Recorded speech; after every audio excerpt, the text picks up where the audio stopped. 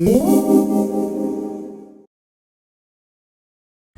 it going, everyone? I'm enjoying a nice peaceful afternoon here at Bates College. It's summer, so the campus is not hustling and bustling. I just wrapped up my 3 colleges here in Maine. Started with Colby College yesterday, Bowdoin College this morning, and Bates College just now. And all 3 are phenomenal liberal arts colleges, great options. The difficult part is that they're kind of similar. They're all around the same size, about 2,000 students each. They even look kind of similar with the red brick building you can see behind me. I think there's a reason why there's a lot of similarities, because they probably influence each other throughout the years on what they kind of decide to do in different directions that they've decided to take. But you really can't go wrong with one of these 3 if you're looking for a high caliber liberal arts college. They each have their own distinctions as well, and so some of it's the location. Like Bates, where I'm at now, is in the town of Lewiston, and the Lewiston area is significantly bigger than the other 2. I think it's around 60,000 people in this area, so there's a little bit more going on. The other 2 are in smaller towns. Bowdoin is in Brunswick, and Colby is in Waterville.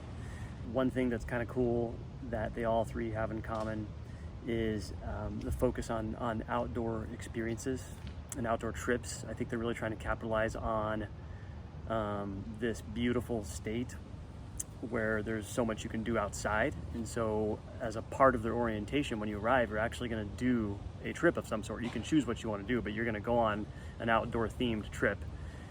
So not that you have to be outdoorsy to go to these schools, but I think you're going to be around a lot of students who are. Colby and Bates, where I'm at now, actually offer a 4-1-4 semester system, meaning you have 4 months in the fall, you have 1 month that's basically one course, then you have 4 months in the spring.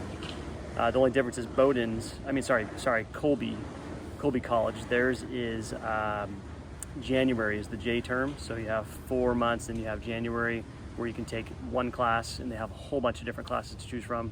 And then you can go on a study abroad if you want to, like a short-term trip. And then you have 4 months in the spring. Here at Bates, they do the 4-4-1. So 4 months of the fall, 4 months in spring, and then May is that special 1 month course. Again, you can take a local trip and do a course that way. You can take one of many different courses that they have here on campus there sounds like there's a lot of really cool examples. Or you can go abroad. They like May better because it's nicer time of year to do that term versus January.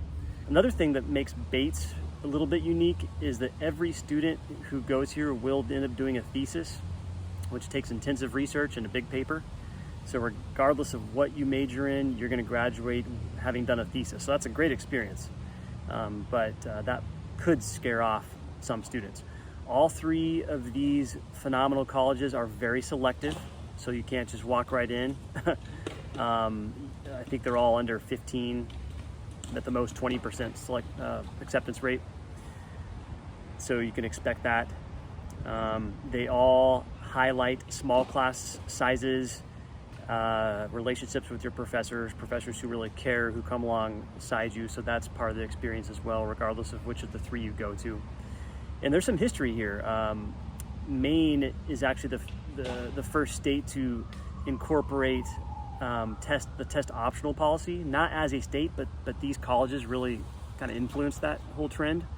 Starting with Bowdoin back in 1969, they were the first ones to decide to not require the SAT or ACT, and then Bates and Colby followed. And so the 3 of these schools have a long-standing tradition of really choosing not to focus so much on those standardized tests.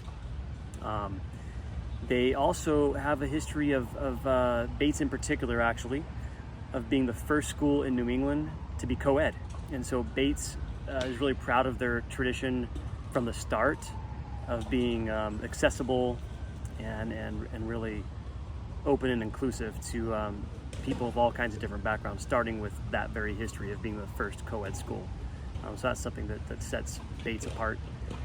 But I encourage you to look into these 3 if you are looking for that small campus maybe you're fascinated with Maine, you don't mind the cold, you want an excellent education.